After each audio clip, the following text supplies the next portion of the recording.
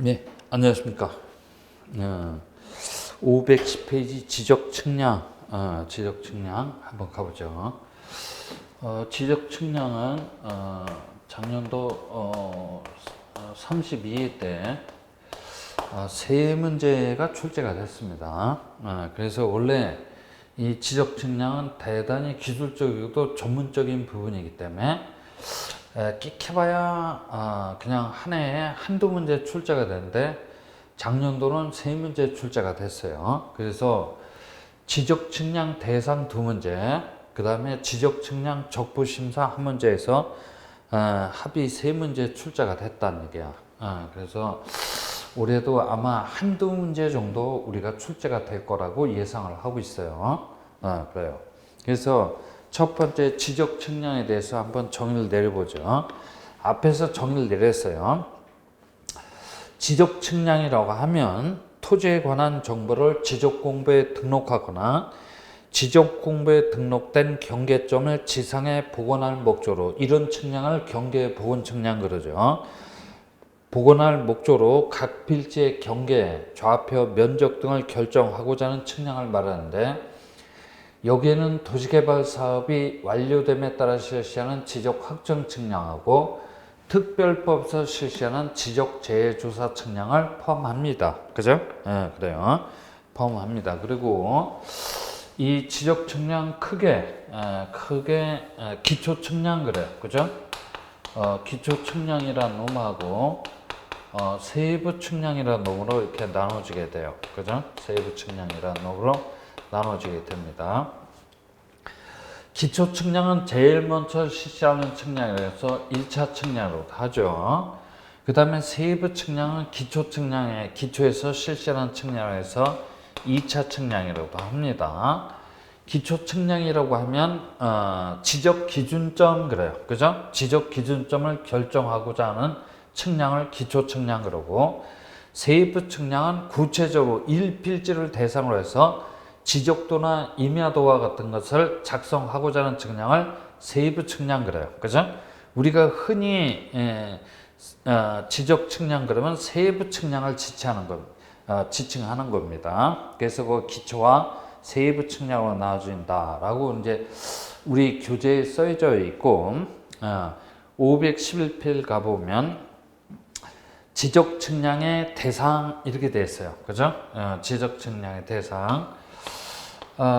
요 지적 측량의 대상을 우리 출제자가 아주 전통적으로 자주 물어보고 있어요. 작년도도 두 문제 출제가 됐다고 했어요. 그래서 저는 어떻게 외우냐면 복, 신, 그 다음에 등, 분, 그 다음에 말, 축, 그 다음에 정, 확, 그 다음에 검, 기, 원, 현이다 그래갖고 이렇게 두 문자를 따서 암기를 합니다. 여러분들도 본인한테 유리한 방향으로 암기를 해주시면 됩니다.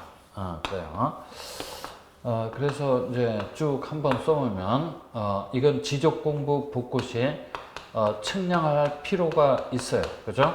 원래 지적 공부 붓고시에 전장부의 기초에서 복구를 하면 되니까 원칙적으로는 측량을 할 이유가 없어요. 그죠? 측량을 할 이유가 없는데, 예외적으로 복구할 자료도가 없다라거나, 그죠? 애시당초 없다라거나, 복구 자료도에서 측정한 면적하고 복구 자료 조사소에서 조사된 면적의 증가 감소가 법령에서 규정된 허용 범위를 초과하는 경우에는 예외적으로 복구 측량을 실시해야 됩니다.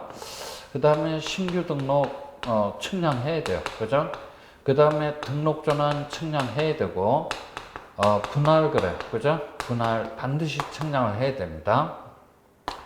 그 다음에 이건 흔히 말소 측량 그런데 무슨 말소 측량이냐면 해면성 말소 측량이야. 일필지 전부가 바닷물에 잠겼다 그러면 측량할 이유가 없는데, 해필이면 일필지 일부만 바닷물에 잠겼다라고 하면 점 찍고 찍어서 일직선을 연결해야 돼요. 분할 측량해야 됩니다. 그죠? 그 다음에 축척 변경 시에 반드시 측량을 해야 됩니다. 그 다음에 이건 정정측량거래인데 등록상 정정측량거래요. 그죠? 그러니까 면적을 정정을 한다 할지 경계를 정정하고자 할 적에는 반드시 측량을 해야 돼요. 그죠? 그러나 소재, 지번, 지목 등을 정정하고자 한다 할지 소유자의 성명, 주소, 주민번호 등을 정정을 하고자 할 적에는 측량을 할 이유가 없어요. 그죠? 그 다음에 요 확은 지적 확정 측량 그래요. 그죠?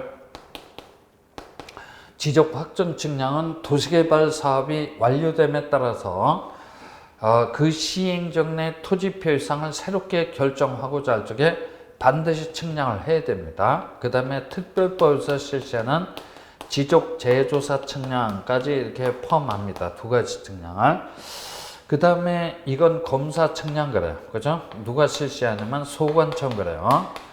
소관청이나 또는 있다고 하면 시도지사 그래요. 그죠? 시도지사가 실시할 수 있어요. 그 다음에 이건 이제 기초 측량 그러죠. 그죠? 기초 측량.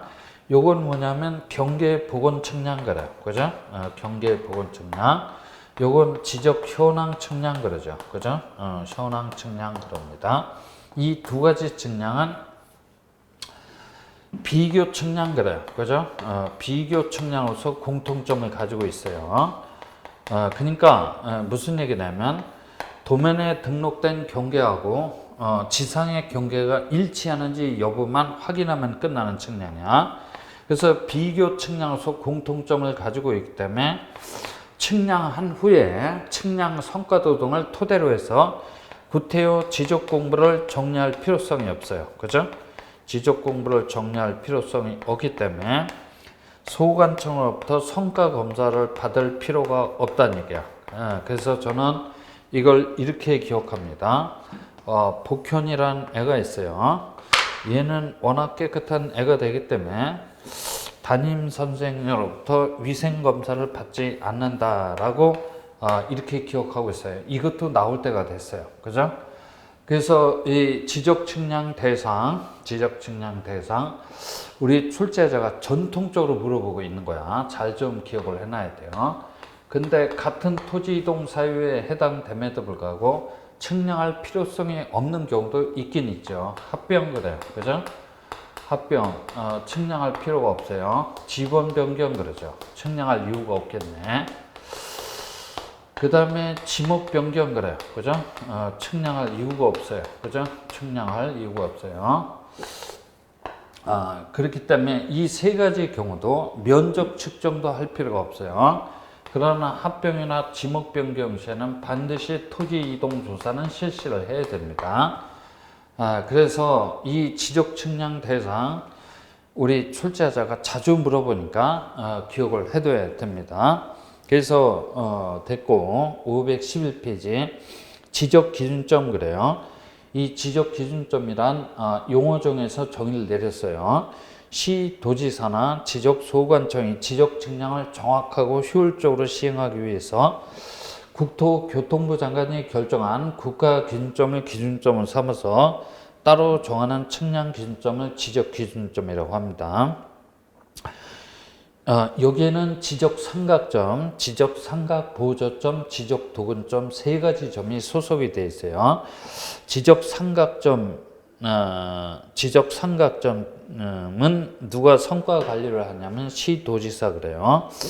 그 다음에 지적 삼각 보조점이나 지적 도근점은 소관청이 성과 관리를 하고, 그 다음에 그 열람 및 등본 발급 신청은 지적 삼각점의 경우에는 시도지사 또는 소관청, 그 다음에 지적 삼각 보조점이나 지적 도근점은 지적 소관청이 열람 및 등본 발급 신청을 한다. 기억을 해 두시면 돼요. 그죠? 그래서 성과 관련은 26회 때 분명 불속 한번 물어봤어요. 근데 그런 거는 출제 빈도가 좀 떨어지니까 건너뛰어도 좋아요. 근데 이 지적 측량 대상은 우리 출제자가 자주 물어보는 내용이기 때문에 잘 좀 기억을 해둬야 되고, 512페이지 한번 가봅니다. 510페이지를 가봤더니 지적 측량 절차 그래요. 그죠? 이 지적 측량 절차는 우리 출제자가 29회 때까지 엄청나게 출제를 했어요. 거의 매년 한 문제씩 출제를 했습니다. 그 절차 중에서도 특히 측량 기간 그래요. 그죠? 측량 기간을 물어봤으니까 이제 딴 건 몰라도 좋지만 측량 기간은 꼭 반드시 기억을 하고 들어가야 돼요. 일단 이 지적 측량을 의뢰할 수 있는 자 보통 물어봅니다. 토지 소유자, 그죠? 뭐 당연히 내 토지 좀 측량 좀 해주십시오라고 의뢰할 수 있어요. 이해관계인 그래, 그죠? 이해관계인도 측량을 의뢰할 수 있어요. 보통 인접 토지 소유자야, 그죠? 그 다음에 도시개발 사업 시행자, 우리 동네 토지 몽창 측량 좀 해주십시오라고 의뢰할 수 있죠. 그 다음에 대위 신청권자 그래, 그죠? 대위 신청권자는 개별 토지 소유자를 대신해서 우리 동네 토지 4필지만 측량 좀 해주십시오, 5필지만 측량 좀 해주십시오라고 의뢰할 수 있어요, 그죠? 측량을 의뢰할 수 있는 자는 이런 자들 말고도 얼마든지 있을 수가 있어요, 그죠? 그래서 이제 우리 출제자가 제일 먼저 물어보는 게 이 의뢰의 상대방 그래요, 그죠? 의뢰의 상대방을 제일 먼저 물어보죠. 의뢰의 상대방은 소관청한테 의뢰를 하는 게 아니고 지적 측량 수행자 그래요, 그죠? 지적 측량 수행자한테 의뢰를 하도록 돼 있어요, 그죠? 요거 세상합수도 기억을 해놔야 돼요. 소관청한테 의뢰를 하는 게 아니고 지적 측량 수행자한테 의뢰를 합니다. 지적 측량 수행자는 우리나라에 딱 두 사람밖에 없어요. 하나는 기술인력 장비들을 갖추고 시 도지사한테 등록을 하고 지적 측량업을 업으로 영위하고자 하는 자, 그래서 지적 측량업자 그래요, 그죠? 그 다음에 지적법서 설립된 특수목적법인인 한국국토정보공사 딱 두 사람밖에 없어요. 결기업 사유나 휴폐업 사유 이런 걸 기억하지 말고 측량 범위만 기억하면 돼요. 지적 측량업자는 도시개발 사업이 완료됨에 따라 실시하는 지적 확정 측량 요 한 놈하고, 그죠? 두 번째는 경계점 자하표 등록부가 비지되어 있는 지역 내에서 지적 측량 요 딱 두 가지 측량만 할 수 있어요. 근데 한국국토정보공사는 우리 지적법에 규정되어 있는 모든 측량을 다 할 수 있는데 소관청이 실시하는 검사 측량만 실시할 수 없네요, 그죠? 그래서 그 측량 범위만 기억을 해두면 될 거야. 하여튼 의뢰의 상대방 그래요. 의뢰의 상대방은 소관청이 아니고 수행자입니다, 그죠? 수행자. 뭐 몇 가지 얘기도 있는데 그런 것들은 여러분들이 요약본을 통해서 확인 사살을 해주고, 의뢰를 받은 수행자는 막바로 측량을 실시를 하는 게 아니고 나는 이러이러한 스케줄에 따라서 측량을 실시를 하겠습니다 라는 지적 측량 수행 계획서 그래, 그죠? 지적 측량 수행 계획서라는 걸 작성을 해서, 그죠? 이 계획서를 그 다음 날까지 유식한 말로 이 길까지 누구한테? 소관청한테 제출합니다, 그죠? 소관청한테 제출합니다. 왜 제출합니까? 했더니 소관청은 원칙적인 성과 검사권자이기 때문에 그래요. 그래서 소관청은 그 수행 계획서를 개략적이나마 파악하고 있어야 돼요, 그죠? 그래요. 그리고 측량을 실시를 하면 됩니다. 이제 여기서부터 잘 들어주셔야 돼요. 근데 측량을 함에 있어서 측량은 뚝딱 하면 끝나는 게 아니고 측량을 함에 있어서 일정한 인터벌 그래요, 그죠? 기간이 걸려요. 이 기간을 우리 출제자가 29회 때까지 엄청나게 벌었어요. 거의 매년 한 문제씩 출제를 했어요, 그죠? 근데 30, 31, 32, 연 3년 동안 출제를 안 했으니까 이 기간도 올해 유력합니다, 그죠? 요 기간이 출제가 될 차례야, 그죠? 그래서 기간은 잘 좀 기억을 해둬야 될 텐데, 기간은 법으로 정한 기간을 쫓을 수도 있고 양 당사자가 합의해서 결정할 수도 있어요, 그죠? 법으로 정한 기간은 측량 기간하고 측량을 했다라면 정확하게 측량을 했는지 안 했는지 검사해야 할 기간이 필요합니다. 검사 기간이 필요하고, 합의에 의했을 때는 합의한 기간을 따르는 것이 원칙이 돼. 그래요. 여기도 측량 기간하고 무슨 기간? 검사 기간으로 나눠볼 수가 있다는 얘기야. 그죠? 그래요. 법으로 정한 기간, 측량 기간 며칠? 5일. 그죠? 검사 기간 4일이면 충분하다는 얘기야.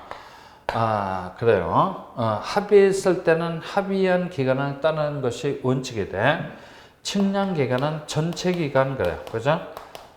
전체 기간의 4분의 3은 무슨 기간? 측량 기간으로 보게 되고, 전체 기간의 4분의 1은 검사 기간으로 보게 됩니다. 그죠? 여기 5일, 4일 걸리는 동네는 기왕에 측량 기준점이 있어서 그 점을 기준점으로 삼아서 측량한다고 검사를 하고자 할 적에는 5일, 4일이면 충분해요. 그죠? 근데 어떤 동네를 가보면 기준점이 없는 동네도 있을 거야. 그런 동네는 기준점을 설치를 하고 측량한다거나 검사를 해야 되기 때문에 요거보다는 조금 시일을 더 줘야 돼요. 그래서 이제 저는 그냥 플러스 알파라고 이렇게 기억하는데, 몇 점을 기준으로 하냐면 15점을 기준으로 합니다. 그래서 15점 이하를 설치를 해서 측량한다노 검사를 하고자 할 때는 기본 며칠 4일을 더 줍니다. 근데 15점을 초과를 해서 설치를 해갖고 측량한다거나 검사를 하고자 할 적에는 초과를 했기 때문에 기본 4일은 더 줘야 되고, 15점을 초과하는 몇 점까지? 4점까지마다 며칠씩 1일씩을 가산합니다. 그죠? 요 정도의 기간은 조금 더 줘야 돼요. 하여튼 이런 기간을 통해서 측량을 했다라고 한다면 정확하게 측량을 했는지 안 했는지 소관청부터 성과 검사를 받아요. 소관청은 비교적 정확하게 측량을 했다라면 수행자한테 지적 측량 성과도를 발급을 해주죠. 그걸 수행자가 갖고 있어야 될 이유가 없고 의뢰인한테 지체 없이 교부를 하게 됩니다. 그래서 이 지적 측량 절차 그래요. 뭐 딴 건 그렇다고 치고 올해 출자가 될 차례인 지적 측량 기간 그래요. 그죠? 출자가 될 차례니까 딴 건 몰라도 좋지만 기간 반드시 기억을 해놔야 돼요. 그죠? 기간 반드시 기억을 해놔야 됩니다. 다시 한번 기간은 법으로 정한 기간하고 합의한 기간으로 나눌 수 있는데, 법으로 정한 기간은 측량 기간 5일, 검사 기간 4일입니다. 근데 15점 이하를 설치해서 측량을 한다거나 검사를 하고자 할 적에는 기본 4일을 더 줘야 되고, 15점을 초과를 해서 설치를 해갖고 측량한다거나 검사를 하고자 할 적에는 기본 4일에다가 15점을 초과하는 4점까지마다 며칠씩 1일씩을 가산합니다.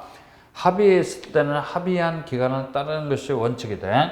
측량 기간은 전체 기간의 4분의 3은 측량 기간으로 보게 되고, 전체 기간의 4분의 1은 검사 기간을 보게 됩니다. 그죠?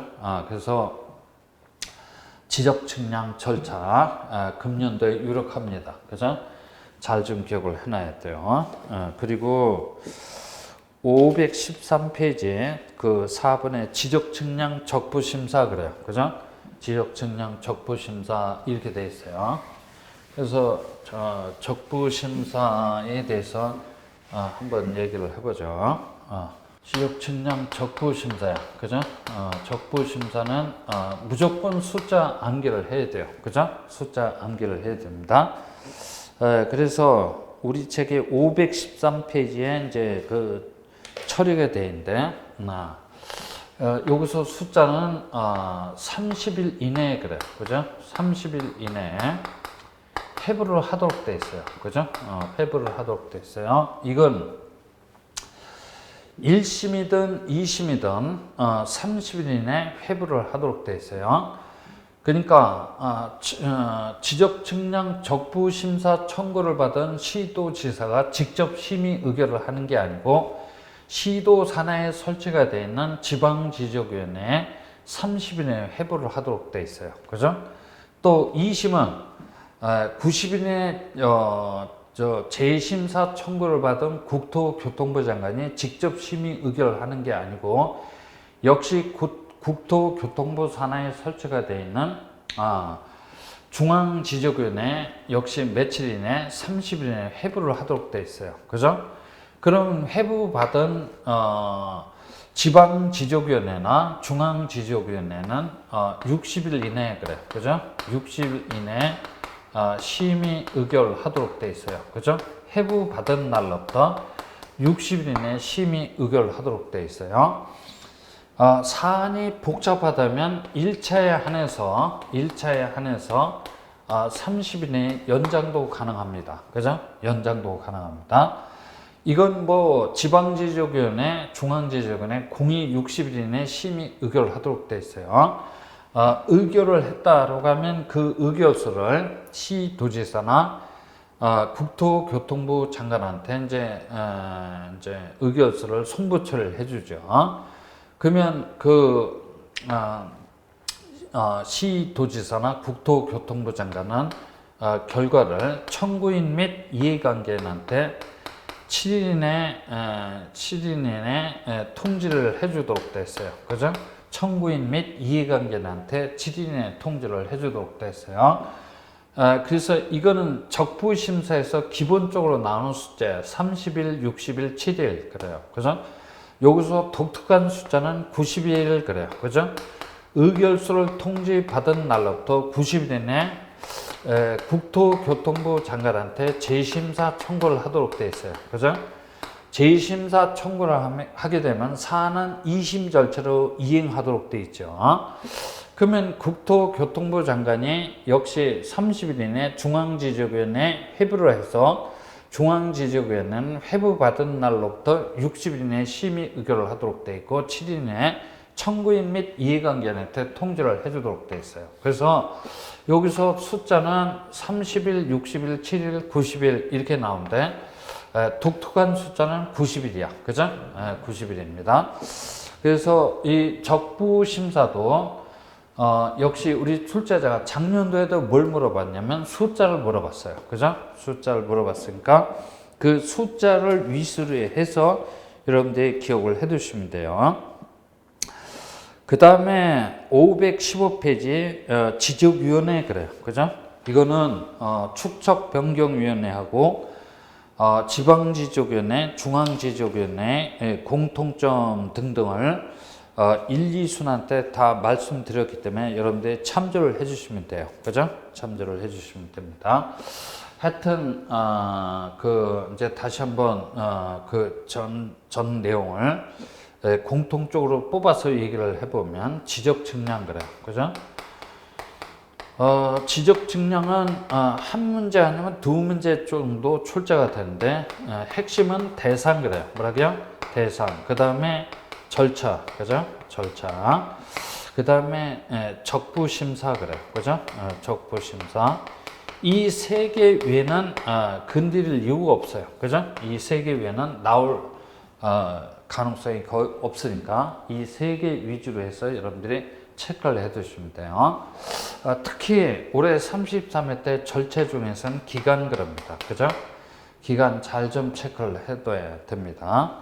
법으로 정한 기간하고 합의한 기간이 있다. 그죠? 그래요. 이하 다 말씀드렸어요. 요까지가 이제 우리 지적법입니다. 그죠? 그래서 여러분들이 점수를 올릴 부분이 지적법밖에 없어요. 지적법 잘 좀 해두셔야 돼요. 33회 때 합격하려면 12문제 중에서 한 10문제 정도를 맞춰주셔야 돼요. 계속해서 517페이지 부동산 등기법 그래요. 등기란 뭔지, 우리 등기법에서 자주 사용하는 용어 정의, 등기부가 뭔지, 등기부 부원 자료가 뭔지, 등기 기록이 뭔지, 필정보가 뭔지, 그죠? 그런 것들은 다 기초적인 내용이니까 여러분들이 기억을 해 두시고, 우리 책의 518페이지를 펼쳐봅니다. 거기 2번 등기사항 이렇게 있는데 그건 조금 이따 말씀드리도록 하고 518페이지 3번 부동산 등기의 종류 이렇게 돼 있어요. 그죠? 부동산 등기의 종류 그럽니다. 그래서 우리 등기법에서 우리 출제자가 제일 먼저 물어볼 수 있는 게 등기의 종류야. 그죠? 등기의 종류입니다. 그래서 거기에 첫 번째 등기사항 또는 기능에 따른 분류, 뭐 효력에 따른 분류, 내용에 따른 분류, 형식에 따른 분류 이렇게 돼 있어요. 그죠?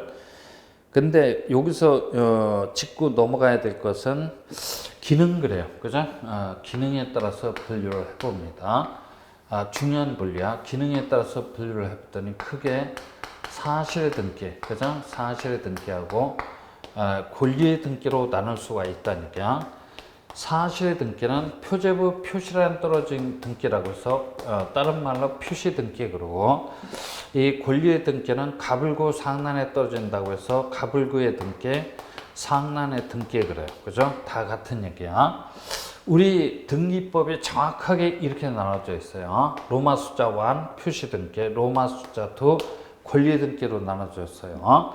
표시 등기는 토지 표시에 관한 등기, 건물 표시에 관한 등기로 또 소제목으로 나눠지게 되겠죠. 그죠? 하여튼 사실 등기하고 권리의 등기로 나눌 수가 있다는 얘기야. 사실 등기에는 권리를 변화시켜주는 힘이 있다 없다? 없어요. 그죠? 권리 변동적 효력이 있을 수가 없어요. 이건 부동산의 외모, 부동산의 명찰과 관련된 등기이기 때문에 권리 변동적 효력이 있을 수가 없어요. 그죠? 그러나 권리의 등기에는 권리를 변화시키려는 힘이 있죠. 소유권 이전 등기를 예를 들었어요. 근데 사실 등기에는 등기법 그래요. 그죠? 등기법상 신청 의무가 부과가 돼 있다는 얘기야. 신청 의무 떴다 그러면 몇 월 이내? 1월 이내에 신청 의무가 부과가 돼 있어요. 왜 신청 의무가 부과가 돼 있냐면 가급적인 빠른 시일 이내 1월 이내에 대장하고 등기부를 어떻게 일치시키고자 신청 의무를 부과하고 있다는 얘기야. 그죠? 1월 이내 토지 표시, 건물 표시 변경 등기를 신청하지 않았다고 해서 토지든 건물이든 50만 원 이하의 토지든 건물이든 50만 원 이하의 과태료를 부과를 한다 하지 않다? 하지 않아요. 그죠? 이 과태료 부과 규정은 한 2년 전까지만 해도 건물에 대해서는 50만 원 이하의 과태료를 부과했는데 이 건물 표시 변경 등기 과태료 부과 규정을 삭제를 해서 현행법에 따르면 토지든 건물이든 과태료를 부과하잖아요. 아마 최종적으로는 29회 때 출제가 되는 것 같아요. 그죠? 그래요.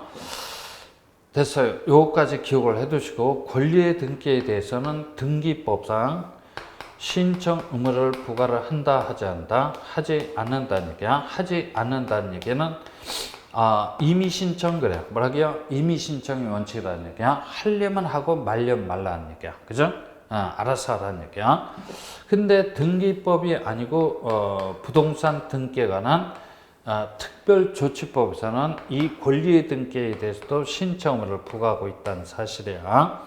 그래요. 왜 신청 의무를 부과하고 있습니까? 했더니 모두 생략 등기, 그죠? 그 다음에 중간 생략 등기 등을 사전에 차단을 해서 투기를 방지코자, 그죠? 투기를 방지코자 특조법에서는 신청 의무를 부과하고 있다는 얘기야. 이게 아마 우리 출제자가 3번 언급을 했는데 마지막으로 출제가 된 애가 25회 때일 거야. 그죠? 25회 때일 건데 뭘 그렇게 물어봤습니까? 그랬더니 기산일 그래요. 그죠? 기산일을 물어봤다는 얘기야. 그래서 등기 원인이 매매계약 같은 쌍무계약 그래요. 그죠? 쌍무계약이라고 한다면 그 기산일이 반대급부 이행 완료일로부터 며칠 이내? 60일 이내. 그죠? 일단 본인 명의로 소유권 이전 등기 그래. 그죠? 소유권 이전 등기를 신청할 수 있다가 아니고 하여야 한다라고 이렇게 신청 의무를 부과를 함으로써 중간 생략 등기를 사전에 차단을 해서 투기를 방지하고자 신청 의무를 부과하고 있다는 얘기야.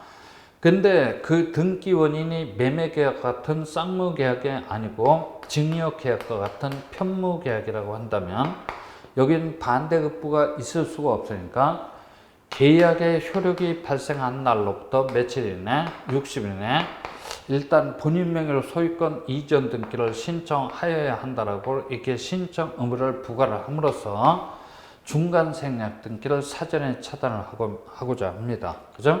근데 이런 신청 의무에 관한 규정이 있음에도 불구하고 중간 생략 등기가 감행이 되는 경우가 있어요. 그죠?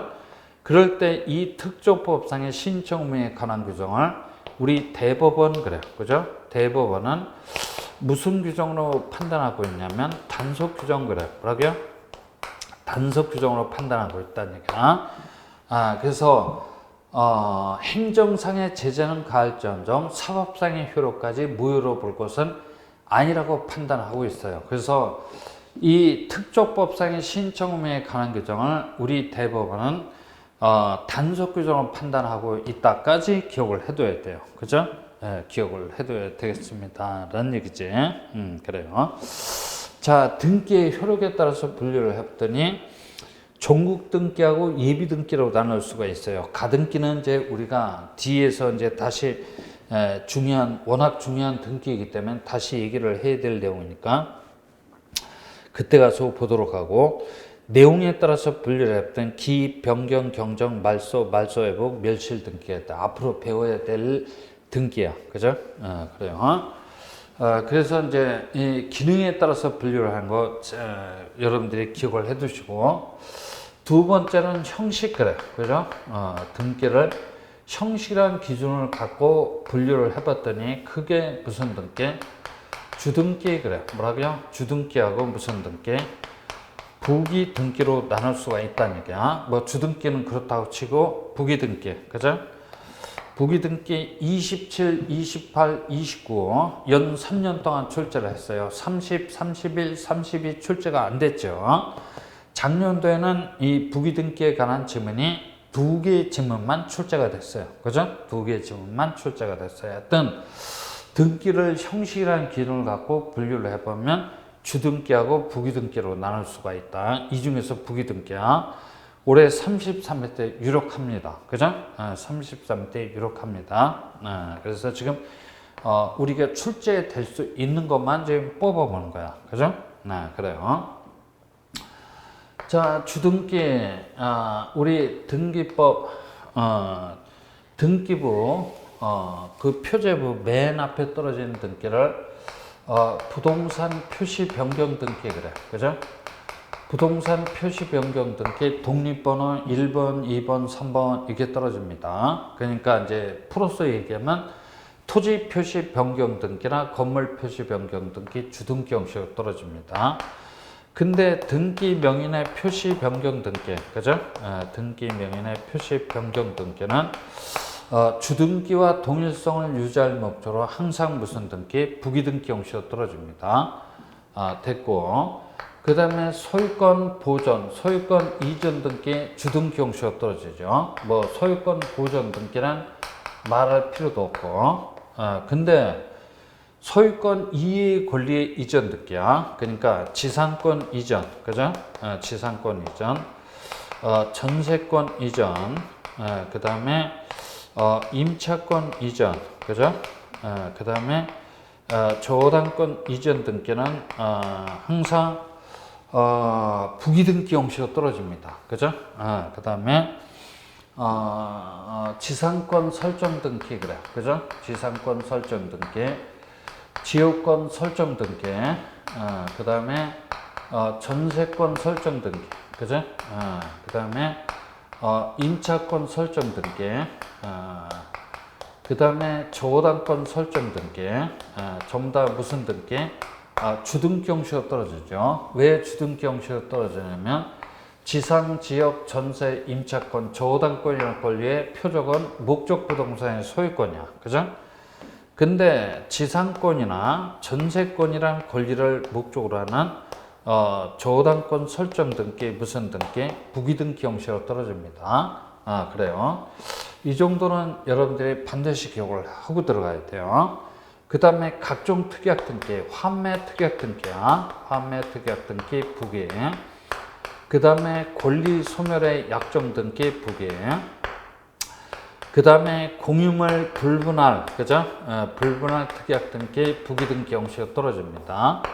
부기 등기 형식으로 떨어지죠. 그래요. 그런데 부기 등기 물어보면 반드시 나오는 지문이 하나 있어. 그죠? 반드시 나오는 지문인데, 저당권 변경 등기야. 저당권 변경 등기 신청 시 등기상 이해관계는 A시당초 없어요. 그죠? 그러면 항상 부기야. 그죠? 항상 부기입니다. 그런데 저당권 변경 등기 신청 시 이해관계는 있어서 이제 승낙서를 첨부를 했다라고 한다면 부기. 그죠? 근데 이해관계는 있음에도 불구하고 이제 승낙서를 첨부하지 못했다라고 하면 등기하는 각할 것이 아니고 무슨 등기? 주등기 형식으로 부기 등기, 저당권 변경 등기를 하도록 돼 있다. 그죠?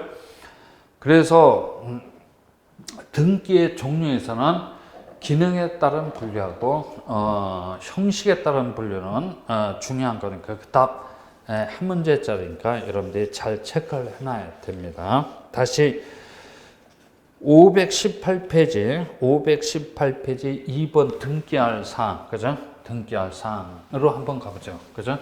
등기할 사항 한번 가봅니다. 등기할 사항 그러죠. 그죠? 이건 우리 출제자가 23회 때까지 단독 문제로 여러 차례 출제를 했어요. 그러면 그 뒤로는 출제가 안 된 게 아니고 작년도까지 이쪽 저쪽에서 낱개의 지문으로 여러 차례 출제가 됐어요. 그래서 등기할 사항 잘 좀 기억을 해놔야 될 텐데 등기할 사항은 세 가지 방향으로 나눠서 출제가 되도록 돼 있어요. 그래서 제일 먼저 등기할 사항의 권리를 기억하지 말고 거꾸로 등기할 수 없는 권리를 기억해놔야 돼요. 유치권 등기할 수 없어요. 그죠?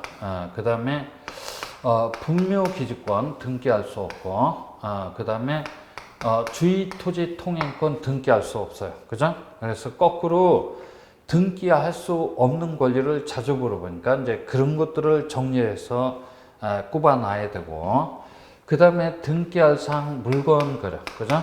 물건에는 동산하고 부동산이 있을 텐데 동산 꺼지고 부동산이야.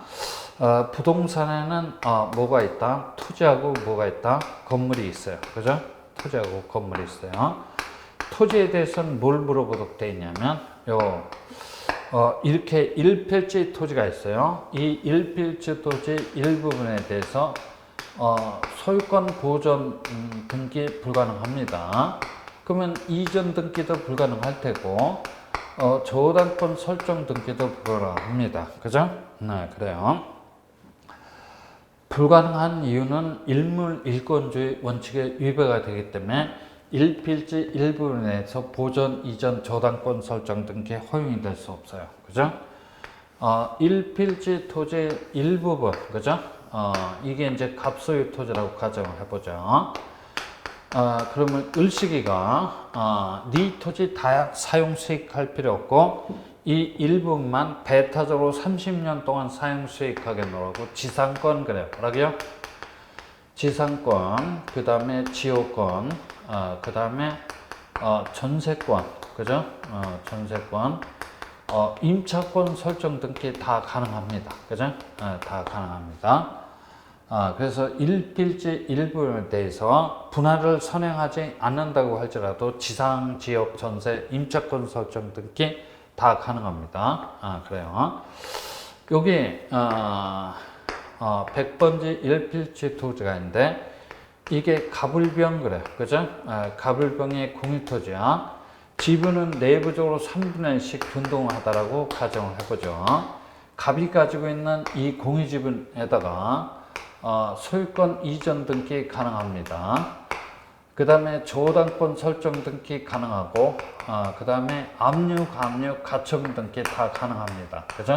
이걸 한마디로 싸줘봐서 공유지분은 지분 처분의 자유가 있다는 얘기야. 근데 병시가 가지고 있는 이 공유지분에다가 지상권, 그죠? 지상권이나 전세권 설정 등께 허용이 된다, 되지 않는다, 되지 않는다는 얘기야. 공유지분은 만져지지 않아요. 만져지지 않으면 사용 수익할 수 없어요. 그래서 권리의 성질상 공유지분에다가 지상권, 전세권 설정 등께 허용이 되지 않죠. 그리고 건물로서 등기가 가능하려면 이 건물이 토지에 단단하게 정착이 돼 있어야 돼요. 그죠? 정착이 돼 있어야 돼요. 정착물 중 가장 으뜸은 뭐니 해도 건축물이야. 그리고 이 건물이 등기할 수 있으려면 지붕이나 외벽 등을 통해서 외부하고 완전히 차단이 돼 있어야 돼요. 그죠? 분단성 요건도 충족을 하고 있어야 됩니다. 이 건물의 용도성은 차라리 부차적인 요건에 불과합니다. 그죠? 이 정착성, 분단성이 있는 건축물이 영구적인 건축물이지. 이건 있는데 이건 없어요. 그죠? 대표적으로 뭐가 있냐면 주유소 캐너피, 그죠? 주유소 캐너피, 옥외 풀장, 양호장 따위 등은 건물로서 등기 자체가 허용이 되지 않아요. 근데 거꾸로 이건 있는데 이건 없어요. 그죠? 분단성은 있는데 토지하고 정착성이라는 면에서는 영구적인 건축물에 비해서 떨어진다는 얘기야. 이런 거 등기할 수 없겠지. 그죠? 뭐가 있냐면 가설 건축물, 그죠? 가설 점포 등등이 있어요. 둘 다 없으면 등기할 수 없어요. 그죠? 등기할 수 없습니다. 비닐하우스 등을 예를 들었어요. 여기다 독특한 걸 한번 플러스를 한번 해보자. 하천법상의 하천부지, 그죠? 하천법상의 하천부지는 네 거다 내 거다에 관한 등기는 다 가능합니다. 저당권 설정 등기, 소유권 이전 등기, 압류, 감류, 가점 등기 가능한데 하천부지에 대해서 용의권 등기나, 그죠? 임차권 등기는 허용이 된다, 되지 않다, 되지 않아요. 그죠? 하천부지는 상류 사람이나 중류, 하류 사람들이 공이 같이 사용 수익해야 할 이른바 공물에 해당된다라는 얘기야. 그죠? 됐고. 그 다음에 특별법에 따른, 그죠? 특별법에 따른 개방형 축사야. 그죠? 개방형 축사. 그죠? 개방형 축사. 연면적 몇 제곱미터? 100제곱미터. 그죠? 요건이 완화가 돼서 100제곱미터 이상인 개방형 축사라면 축산농가의 재산권을 보장해 줄 목적으로 예외적으로 등기가 가능합니다. 그죠? 그 다음에 등기할 상인 권리 변동, 그죠?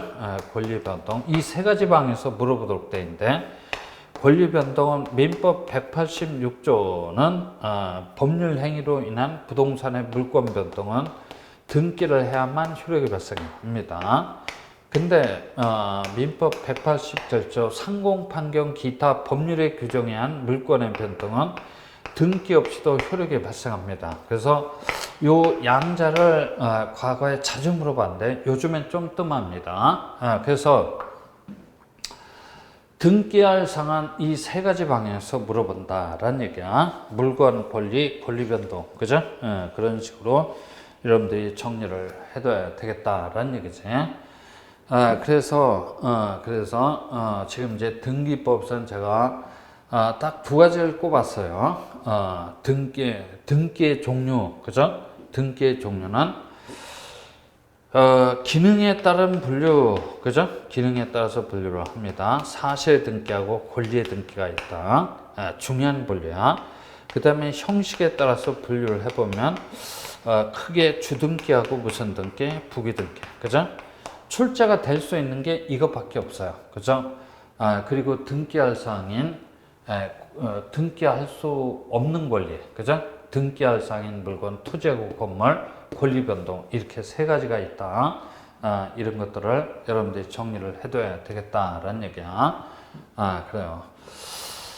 그래서 이제 올해는 요 이제 부기등기 같은 게 나올 차례고, 이제 뭐 이런 것들은 등기할 사항인 권리, 물건, 권리 변동은 뭐 그닥 그냥 매년 이쪽 저쪽에서 낱개의 출제가 되는 거니까 이렇게 정리를 해놔야 돼요. 그죠?